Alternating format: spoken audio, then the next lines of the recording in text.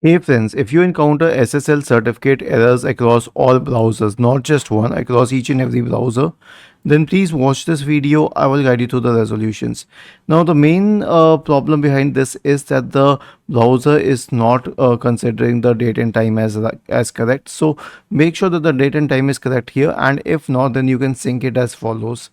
Right click on the start button and select settings from the menu.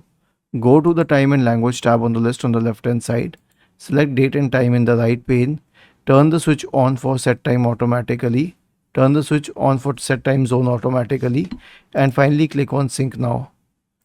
The next solution is to configure a few internet settings. So press the Windows key and the R button together. Type the command inetcpl.cpl and hit enter.